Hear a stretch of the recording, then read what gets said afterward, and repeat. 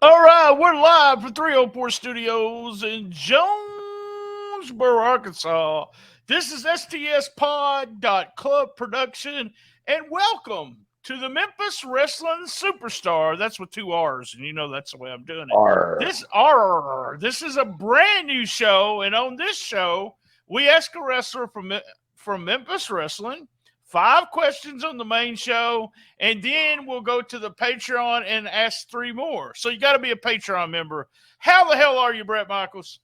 What's up? Is that one of the questions? Does that No, count? no, no, no, that don't count. That don't count. So no, Oh, no, no. I You don't know. agree? Some questions that I haven't been asked yet. You might get some bad answers. I Well, don't no, know. no, no. That's all right, man. That's all right.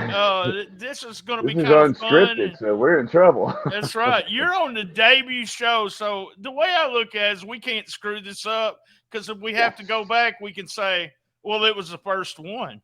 I Yeah, mean, we you would know, what blame the it on that. hell? We Well, we didn't know didn't know what. what we were doing on the first one. All right, here we go. We're going to do it. Gun show. Would I ever catch you at a gun show? So are you a gunman? Do you have guns or do you hunt? Man, What about it, Brett? man, I get this question asked a lot. Like, because people, like, I got a customized tag that says gun show. So Right. people are like at the gas station, they're like, "Oh man, are you a gun collector? Do you go do you go to gun shows and stuff?" And I'm like, "No, it has nothing to do with a gun show." But anytime we do see a sign though on the side of the road, it says something like gun show and it has the date on it. It's Right, like I right. so want to steal those just so just so I can advertise myself somewhere, and I'm not really there. But honestly, I have never been to an actual gun show.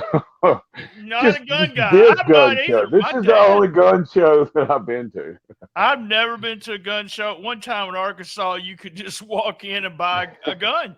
So I Yeah, want yeah, that yeah. one. So Back and in the day, you could do that at Walmart, man. Back yeah, then, yeah, yeah. You're right about that. I forgot about that. so back. I mean, of course, that was probably the '80s and '90s Yeah, when I was a we're not little that bit old. What are you younger. talking about? I meant my bad. Back in the day. Let's still And go back then in the day. my dad was a hunter, but it just never did anything for me. All I could think about was the guns when I done gun shows. So all right, that was number one. Number two, how does it feel winning all the awards? Is it Oh, intimidating? Are you holding the any of the bad stuff that you got from people? oh, The heat that you got for winning everything. How's it feel? oh, this might take a little bit Go ahead, to talk to me. answer this Talk one. to me. Um, I mean, I ain't gonna lie. I mean, anybody that can get some awards like that, I mean, it's got to feel great. Um, I would have never even wrote an angle out for me to anybody to win every award or whatever that they were nominated in. And here we go again, and it's fan voted and it's legit. So at least I can use that for an excuse because it sure is not my wrestling ability or my talking ability on a promo that's getting me these awards. So I'm going to say after this year of winning all of the awards that I mean, I just be honest on some of those awards. There should have been some other guys winning those awards because there's a lot more guys that work for this company that's a whole lot more deserving than I am. I'm just a guy that's there, man, and there's a lot of guys that are there trying to. They're young. They're trying to make a name for themselves. They're trying to get on bigger shows, and I just want to do what I can to make the show succeed. And I just want to make the show look good and be there and watch it as it succeeds. And on top of that, so I I'm actually, probably going to get a little heat off these yeah, awards, yeah, I but thought so a little bit. But the my thing about it bad. I mean, is, at least it wasn't my. I didn't write it. no, you didn't. Well, Nobody it wrote it. wasn't. Yeah, So it wasn't a storyline. I was part of the. I know you probably didn't know this, but I was part of the voting, and I I saw did the not know that. results. I saw the results of the voting, so it was kind of like, let's look at what the results are and let's see what Dustin says, kind of thing. I was part of the committee, put it that way. But There you go. no, there was nothing. It was total shoot. And somebody explained it to me. Someone said so and so should have won, and I said, let me explain this. When we have a baby face that is over as you are, what happens is the crowd or the fans vote for you. They're not going the posse. Come on, they had the belts the whole year. Right. I agree. Big deal with the babyface. They're going to vote babyface, and it's officially old school. They brought the awards out to when they were worked a little bit, brought it out to the babyface, and then they do some kind of angle with it or something. Right. Yeah, I know you are one of those guys, and we talked about this the first time we talked right when Memphis Wrestling got started. That when something like this happens, you legitimately go, wow, thank you very much. Yeah, because I literally don't have anything prepared to say because I don't expect it. I mean, because I don't see myself the way that apparently everybody else sees. Because those guys, I mean, look, I was in a thing against Mike Anthony and Kay Toomer. Those guys are like the top guys in Memphis Wrestling. I mean, they have killed themselves and got themselves over by themselves. It wasn't somebody riding an angle to get them over. They got their spot. They got to where they needed to be because they busted their ass and got there. And I just be honest, when I was shocked because I had no idea I was going to win MVP, much less Man of the Year because of everybody that was nominated. I was like, oh God, here we go. No awards this year. I know the tag team one shocked me. The other one's I agree because me and Swole, like we're tag team like in other places, but just not for right for Memphis, TV. right? Yeah. And they let us do it. They let us show our little stuff and our little tag stuff and y'all were tagging during the FedEx show too, though. That was a big show. Right. That might have had a little bit to do with it. So, big turnout on awards. And you know that I always did awards on WrestlingRideOnline.com, and I did them as shoot as possible also. Got in trouble all the time for people that won for that. But it was one of those things where there's just such a huge fan following. I guess that's the best I can say for y'all's show. And then it's the fans, man. It does, and it reflects. They see more than what we see. Yeah, very much so. Oh no, I get messages all the time that I'm just like, oh yeah, whatever. About the podcast was great, blah blah blah, and I'm like, okay, thank you. Oh yeah, but I could have done it different. But I could have said this, I could have said that. And y'all always do that though.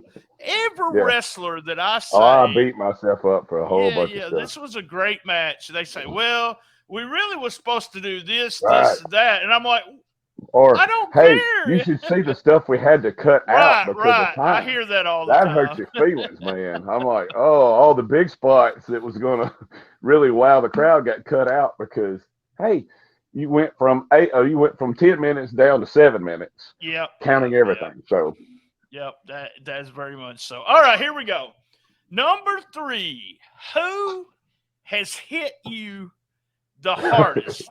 Who is Potato G? You can tell it. You can tell me the story. It don't have to be Memphis Wrestling. It could be anywhere in your past, in your career. Who's hit you the hardest?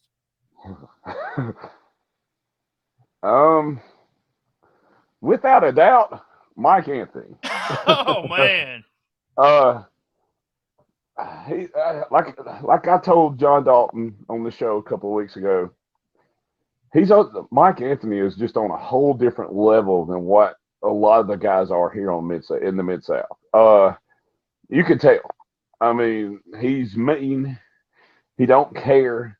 He'll do what it takes to take you out. And anybody sitting anywhere ringside, can hear. If it was me and Mike Anthony, they're just like, oh my God. Like you could literally, let's see, which match? Hold on. I'll tell you when it was.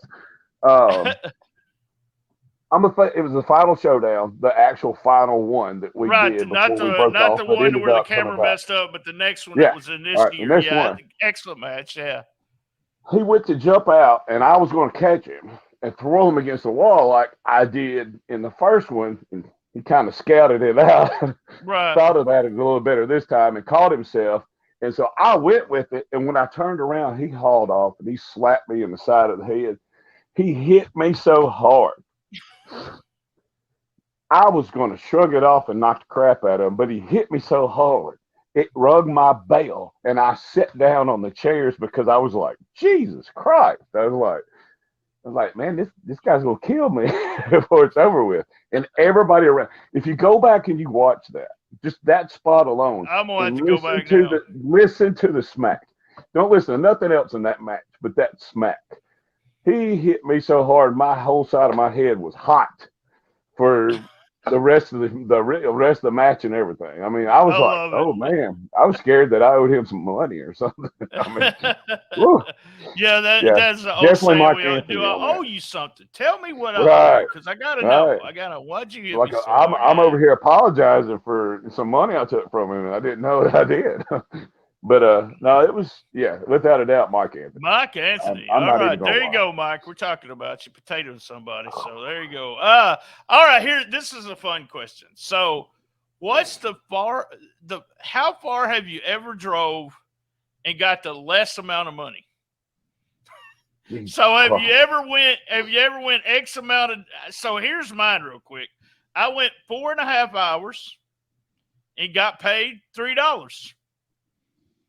So top my that. thing is, that, Brett. I don't know if I could top that, but I got a good one. I got a good All right, good one. Good. Okay, so there's two stories. Going back in the day when me and my tag team partner at the time, Chris Michaels, was part of the Hollywood Clique. We were the Michael brothers, and we were buddies with Hollywood Jimmy. Hollywood Jimmy would take us North Tennessee, Northwest Tennessee, West Tennessee, that whole area. I promise y'all, we rode with him and still were in the hole because I'm pretty sure they gave us $5 for the between group. Me and my tag partner. And listen, me and my tag team partner had to give Jimmy $5 each anyway. So we were in the hole $250 each, leaving the show. We still had to go home and eat. And I mean, but that was like, it wasn't a Dyersburg, Tennessee show, but it was one of the shows from Dyersburg that was in another town. I mean, I don't remember what they called it. I mean, it was like Trenton, Tennessee. There was like 3 other cities that was right around that area that they would go to.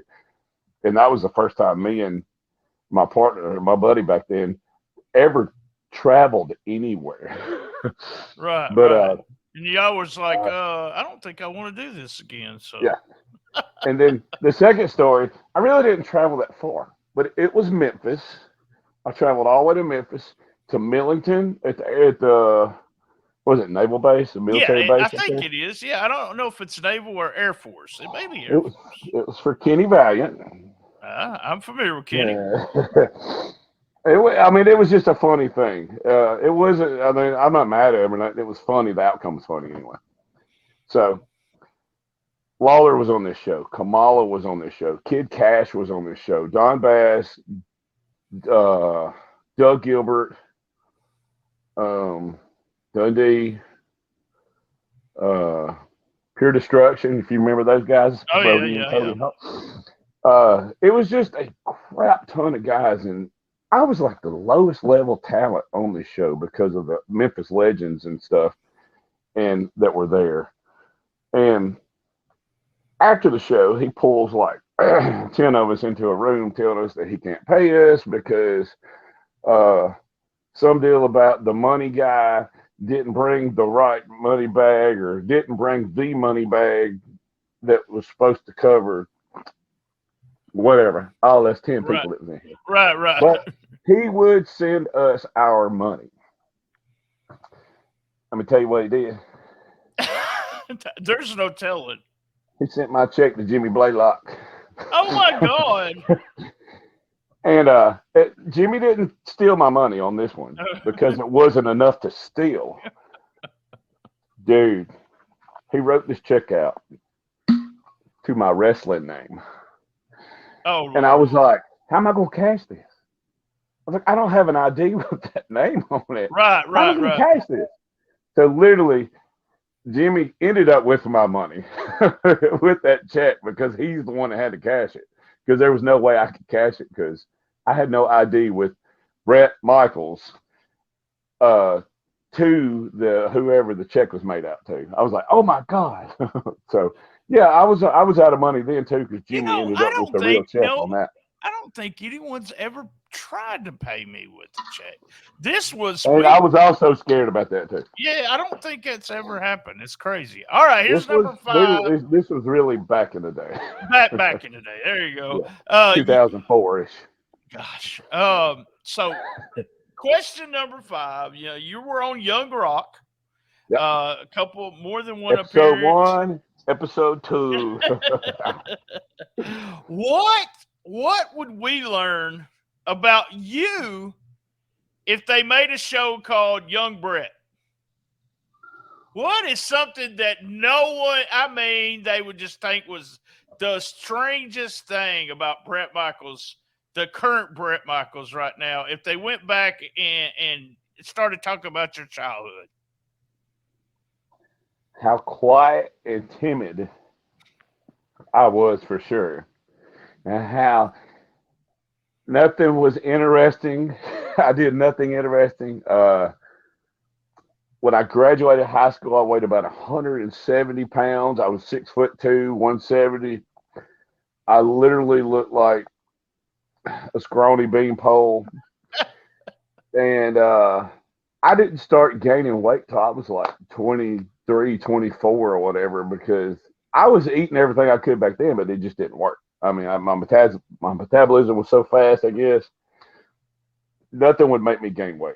And then I just got to where we go to eat Pizza Inn, if you remember that pizza place back at the time. They actually still have one here in Northeast Arkansas and Blythe, Arkansas, and they have one here in Jonesboro, believe it or not. I would go to that. If they still had the same recipe, I would go to that. I would go to that pizza restaurant just because I love that pizza. And then they went out of business in North Mississippi and Tennessee, and there we go. No more Pizza Inns.